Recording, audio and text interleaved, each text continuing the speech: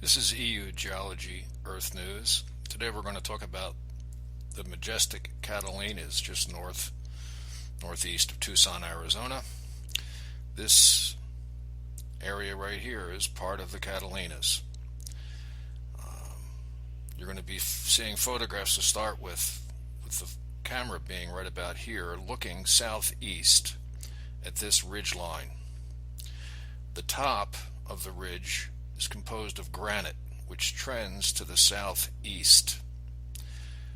Below the granite is metamorphic gneiss, which can be sedimentary or igneous. It can go either way, but then it's metamorphosed, either through different processes, but it's heat and pressure which does the metamorphosing, creating this gneiss. You can see there's layers to it. All the layers of the gneiss, and there's actually layers in the granite, seem to trend to the southeast. Geologists, I believe, would tell you that the southeast side, what I think is windward, used to be flat. And then the ridge was pulled up, exposing what had been underground on the northwest. So you get folding.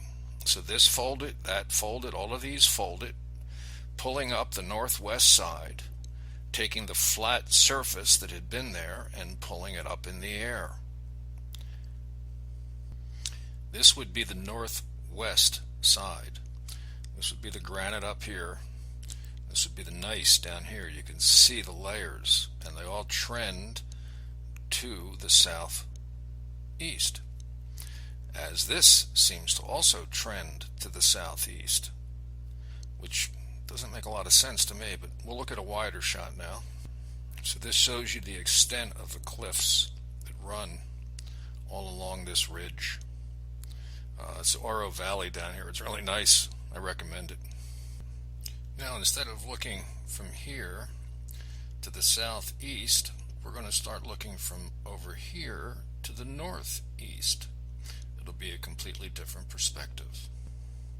So here you see the granite, and down here the gneiss, and this all seems to be trending to the southeast, with, I see, leeward on this side making cliffs, just like the welded tuff formations have this same shape, where you have airborne dust that's very hot coming from a alleged volcano, producing these same patterns of a windward and leeward side. We'll keep going now towards the southeast and looking at the different angles. So now I'm continuing towards the southeast. Here's another look. This is the granite up here. It's trending to the southeast. We're going to look at this area in the next image. Here's the top layer, the granite. I see layers all trending back to the southeast, and granite coming from below. Doesn't seem like it should do this. This looks like it's an airborne deposit. That's what's been hanging me up for the last 6.5 years, as I've been seeing these airborne formations. In the beginning, not really understanding it, having a rather twisted view, thinking it was dunes instead of this welded tough process. But I think this shows it fairly nicely. We can zoom in a little bit. Bring it down to the middle. Zoom in. Zoom in. It looks like there's layers going to the right, which is to the southeast. In these next shots, I'm going to be down here somewhere. There's a trailhead that takes you up into these mountains. There's a parking lot for the trailhead. That's where I am. I'm going to be looking this way at this, what I see as the windward side of this ridge, with this as part of it, but you'll see the layering and how the directionality works. This shows windward. The wind was coming this way, to the left. It creates this on windward and a cliff on leeward. And here's the canyon where that little stream runs down. So this stream would have been running very rapidly. There'd be hurricane conditions filling it with water. Any dust that fell into this would be washed away. While this grew, the dust would fly past the ridge over to the other side, continuing the process. Here's another one that's quite clear. We'll look at close-ups of this in a moment. But this entire southeast side of the Catalinas seems to be airborne granite, which is insane. Actually, this one's a little out of order, but it shows things so nicely I wanted to go back to it. Here's windward over here. The cliff is on the other side. Here's the cliff with windward to the right.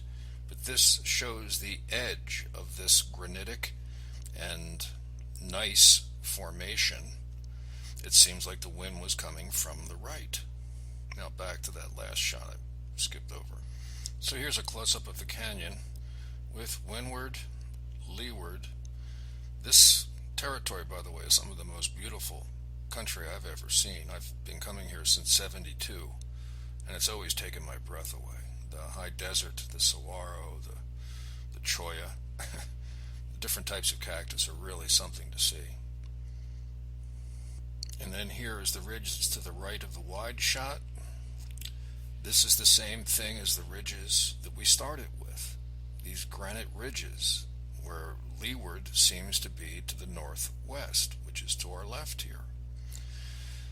So, this mountain, I don't think bubbled up from below and eroded away slowly with gneiss underneath, which doesn't really seem to add up. How would the granite get through the gneiss? The gneiss would come up afterwards? I'd have to have somebody explain that to me, really. It's over my head. But this is another way of looking at the formation of mountains where you have access to molten dust from above. This is on the southern side of the main vortex that we've been looking at over this series, that yellow map of sediments. This is the southwest side.